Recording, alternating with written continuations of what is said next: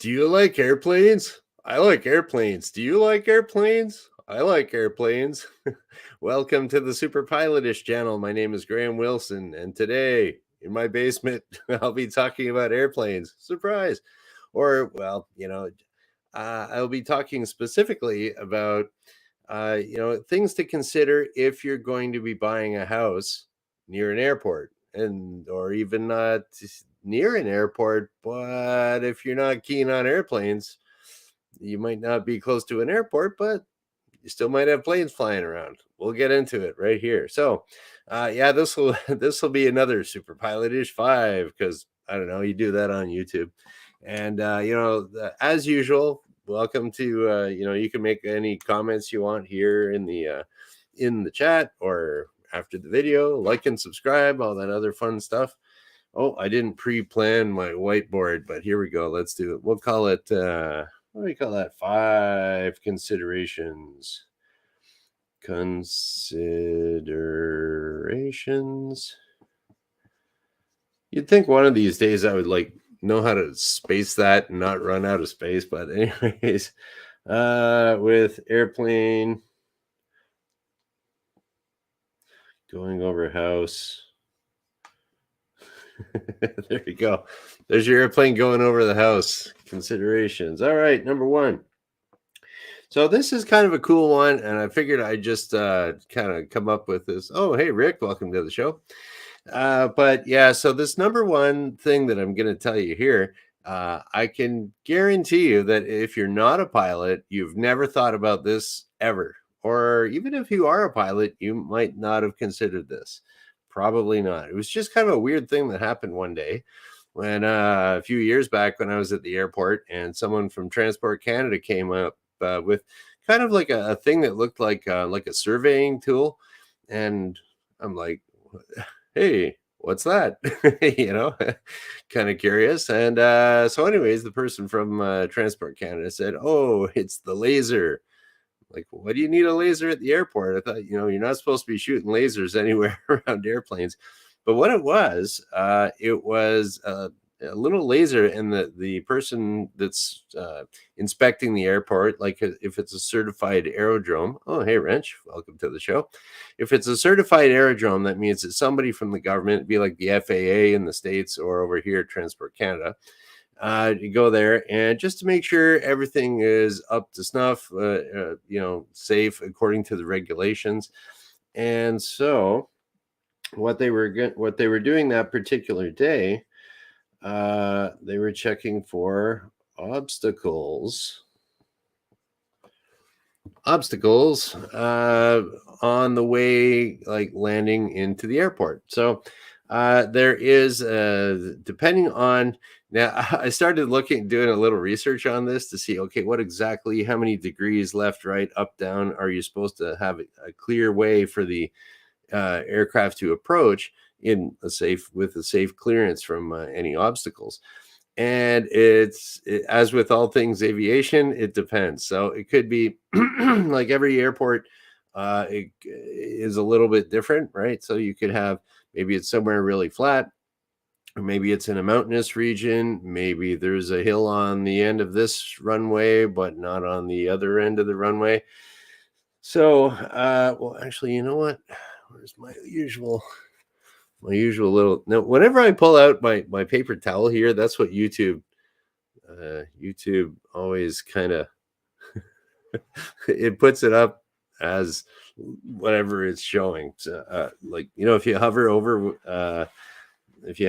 over it with your computer, with your mouse or whatever, then it always shows my little my eraser paper towels.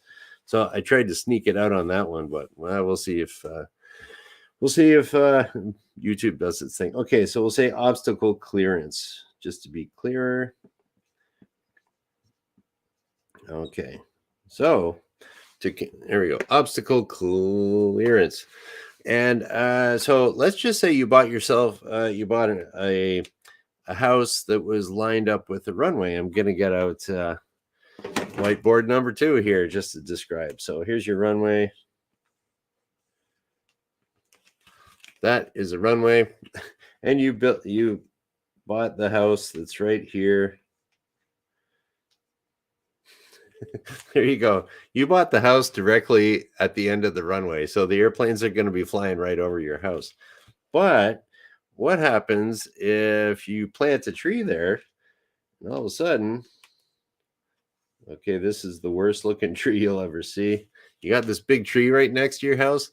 Now that grows up high enough and you're closer to the runway. So now you're getting in the way of the airplanes coming into land because it's too high. It's within the, usually for a precision landing approach at ILS, whatever you want to call it, it's usually on a 3-degree glide slope. So that means the airplane is going to be descending in at 3 degrees from the horizontal. So if it's a little low, it still might be okay. But if there's a tree there, your plane's going to be whacking the tree. So they did the laser and they get at the end of the runway here and they shoot the laser out and see if there's any obstacles in the way. And as it turns out, at our airport, there were some trees that had grown up on the sides and on the bottom. So they have to make a note of that. And those trees absolutely must get trimmed. And there was a few around the airport that had to get trimmed. So they the people that own those houses, like, I could just imagine, like, well, if I had a nice big tree in front of my house, like, I wouldn't want someone cutting it down to show up. Hey, what are you doing cutting my tree down, man? But the thing is, I guess the argument there would be, okay, you you own this property, right? Yes, I do. Okay, well then why did you specifically try to impact flight safety by getting in the way of the airplane flying? Why did you do that, sir? Oh, just planted a tree. So I'll tell you what, we'll cut it down. So usually anytime I talk in, like, a little bit later after the laser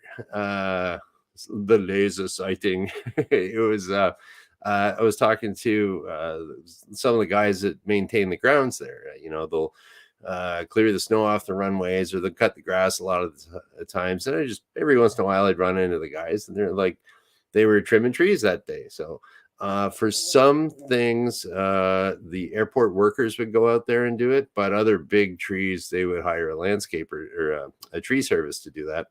And so I asked, like, does anyone ever get mad because you're cutting their trees down? And they said, well, for the big trees, they get the service, the cherry pickers there and stuff. And they said, actually, most people are really quite happy that that somebody's coming by and offering to cut their tree for free. And this one guy owned a company, and in his back, the yard behind his shop had these great big gigantic poplar trees. And they said, oh, can we trim your tree? And he said, hey, you can cut them all down if you want. And so they cut down all his trees for free. These poplars, they grow up really fast, they make a big mess, and then they die. They don't last too long. So everybody was kind of a win-win with that. So your consideration is, if you are going to be exactly lined up with the runway, and you'd have to be pretty close to the airport, maybe, I don't know, within a quarter mile. Anything more than that, yeah, you're probably good. But it depends on your tree too. If you got some great big trees, redwoods or something like that out in California, or some bigger trees up in the Northwest, up in Washington State or British Columbia, those trees can get pretty big too. So that's something to consider. So go on your Google Maps, see where the runways are lined up before you buy your house, and then there you go. You won't have to worry about airplanes coming in. And what used to happen here in Windsor years ago, I heard from the old guys at the airport, that people would buy a house right at the end of the runway, and then they'd complain about all the noise of the airplanes going overhead, and that they would just bother the city all the time about that. So the city wrote it into their whenever they were transferring the property, the deed for the property, they put a clause right in there saying that, like, you're buying next to an airport, don't complain about anything, we are not responsible for nothing. So and then, well, people still like to complain. So it still happens a little bit, but it happens a lot less because of that clause. Okay, next things you got to consider is airplanes do make noise. Okay, so I like the sound of a good radial engine revving up, or if there's a Merlin going over, ooh, I get the goosebumps on that one. or even like anytime you got the crackle of an afterburner. Nice. So I don't mind the noise at all. I would love to actually see in my dream home. I wouldn't be building my home there.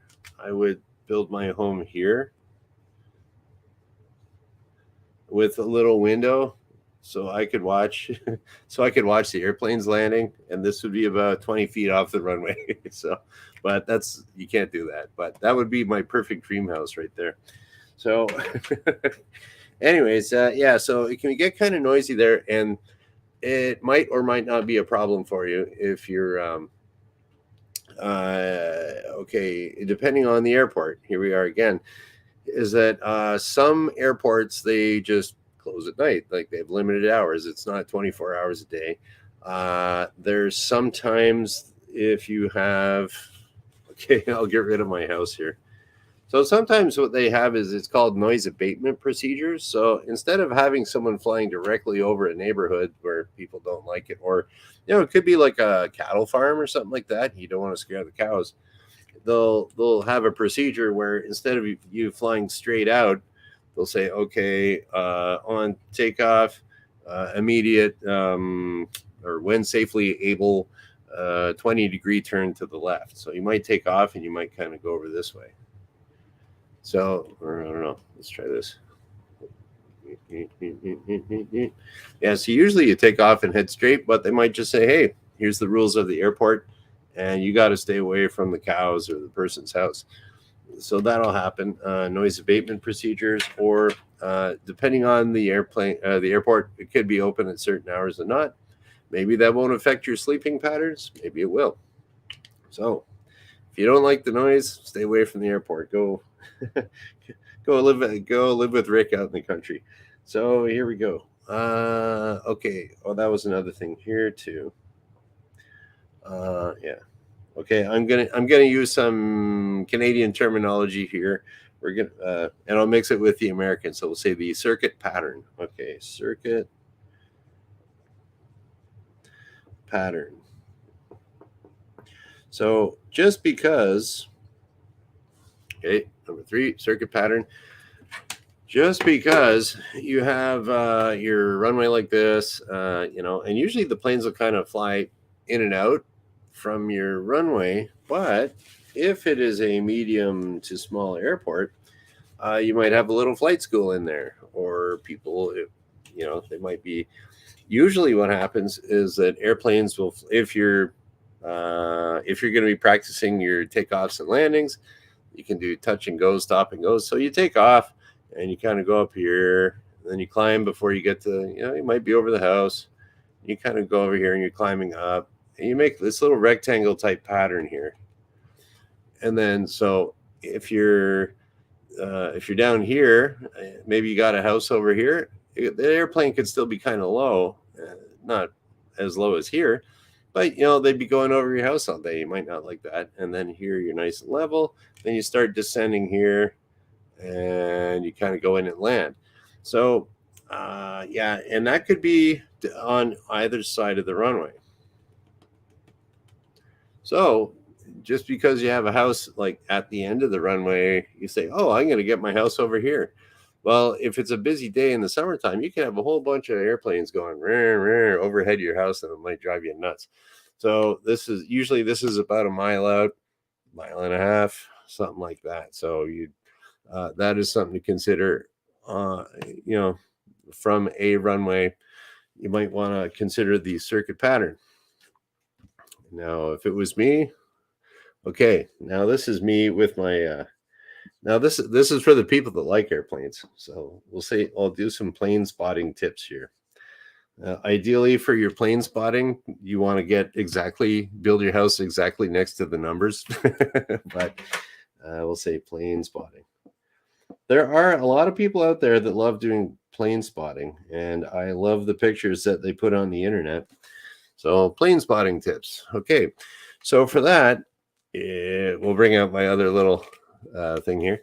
So depending on where your runway is set up, if you want to get the best shots of the airplane, ideally you're going to want to get them when they're coming in to land or take off, and it could be either way depending on the wind. So, and you also, I would just say, consider where the most active runway is. So you want to see the most amount of airplanes. That would probably, if you're a plane spotter, just go down the airport and ask somebody like, "Hey, where do the planes normally land here?"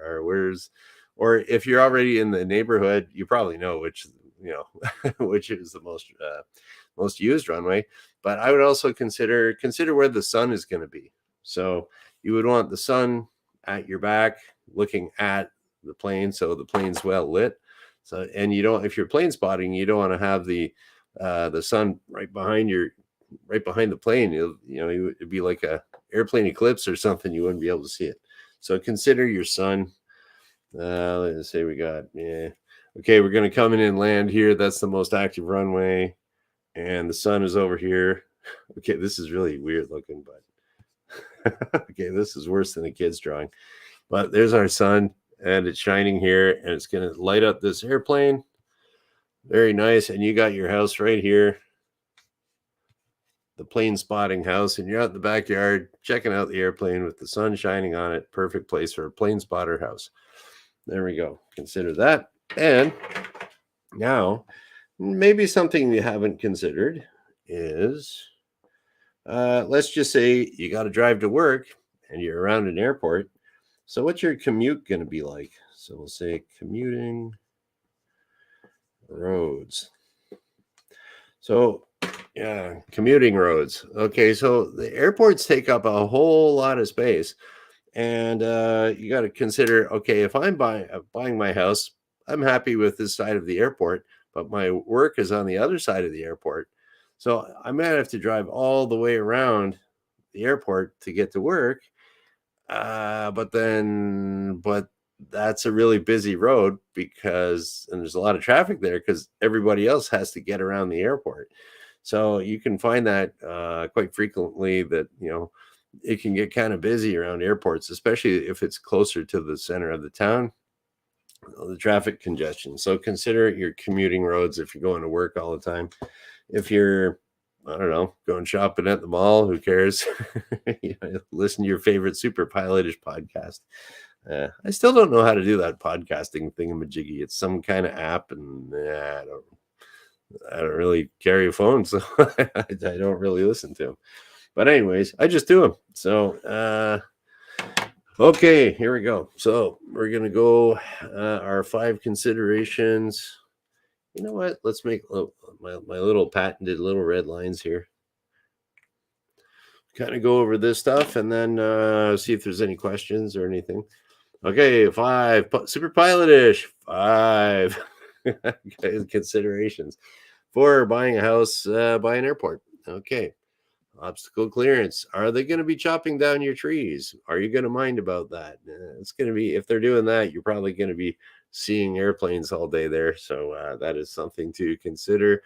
You might have that wonderful, fantastic, I don't know, spruce tree out front that's gigantic and it's really cool. Gives a lot of shade to the yard. And then someone knocks on your door and says, yeah, we're going to cut your tree down, or we're going to trim it in half so the airplanes can fly by, but then it's going to look all stupid. At that point, I say chop the whole thing and start again with a tree that maybe doesn't grow as high. Okay, the noise. You will have noise. You might like it. You might not. I like it. So that's cool with me. Yep. And that would be on your approach or your, on approach to land or right after takeoff, right at the top or at the bottom. Okay. And check out your Google Maps before you buy your house. Buying a house nowadays is absolutely nuts for how expensive it is. And I don't know, man. Oh, and Mona Moore's here. Hi. So, yeah, so you're going to buy a house that's like, geez, this is like a really long-term, massive, well, not really investment, sort of an investment, but I don't know. I kind of think of a house like a car because it's like, get yourself a good used car and just keep doing the maintenance on it. You're going to pay one way or another for a car. You're going to pay one way or another for a house. Car goes down in price. House, might or might not go up in price. Usually goes up a bit. But okay, anyways, the circuit pattern, that is that kind of rectangular pattern that goes out about a mile or so. on either side of the runway. Something to consider. And if you're going to be plane spotting over here, make sure the sun is at your back, look, getting the good shots. But if you're a plane spotter, you probably already know that. And get by a busy runway, and consider your commuting roads. If you're buying a new house in a new area, what are the roads like at rush hour? Something to consider. Superpilotish 5. Okay. So we'll just see if there's any questions or comments or anything like that. And what do we got here? Okay.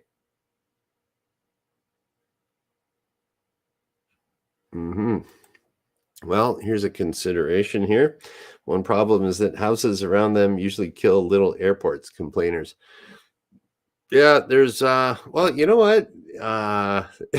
It's kind of like the older you get, you find out there's just a certain percentage of the population that will complain about anything, Hey, what a nice, beautiful, like today, it's a beautiful, nice day out there, not a cloud in the sky, blue sky. For the complainer, you'd say, hey, what a nice, beautiful day. It's too sunny. Like, okay. I got to wear my sunglasses and I forgot them at home. Okay, Mr. Grumpy. Or like, what else could they say? I don't know. I prefer to look on the happy, like I don't know. Oh, it's rainy today. My grass will look really nice and green, and my tomatoes will love it. So well, it's a little rain. What can you do? But I'm not going to go kill an airport. Forget it. But yeah, for us airport lovers, it's those complainers can be pretty vocal. But anyways, what else we got here? Hey, here we go. Rick sounds like he's got a good setup here. You can move to the little town where he is. It has an airstrip about 4 miles out. Maybe 5 planes a year land there. It could be a private airport almost. Yeah, that's another thing too. If you are spotting around, or you're checking things out, go see if there's any little grass airstrips out around. And you buy a house right across the street from the airstrip, they'll buzz right over your house, and which is legal. For the purposes of taking off and landing, you can go as close as you want to whatever obstacle you want. So, and with little airstrips, I don't know the way it is in the States, but here in Canada, like if you got a farm, you can just throw in an airstrip, and there's nothing anyone could do about it because it's federally regulated. So the neighbors might start complaining like, "Oh, this guy's got this airplane in his backyard," and the municipality will be like, "We can't do anything. That's under federal regulations." And then they'll go to the federal regulations, the people, and say like, "Hey, this guy's got an airport, a little tiny strip. He takes off and lands in his backyard." And then the federal people say, "Yeah, you're allowed to." Just like kind of like if you're flying a float plane, every river around becomes your personal landing strip, or a lake or anything like that. You can do whatever you want. So that's pretty cool. Okay.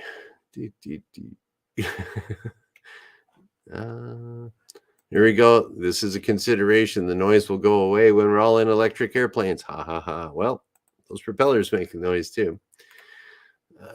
Okay, here we go. And Mona Moore is asking, which would you choose? Having a house that's next to an airport or a rail yard? Well, I would say airport. Definitely airport. I hear those railway yards can be kind of noisy. Anyways, in a different way. Okay, so that is about it for today. Today is Monday. Cool. So, that means I'll be back on Wednesday because I do this Monday, Wednesday, Friday at noon Eastern. And tune in next Wednesday at noon when I have no idea what I'm going to be talking about, but bring all your airplane questions if you want. And that's about it for today. So we'll just kind of shut her down. So everyone in the chat and everyone else, thank you for watching. Bye.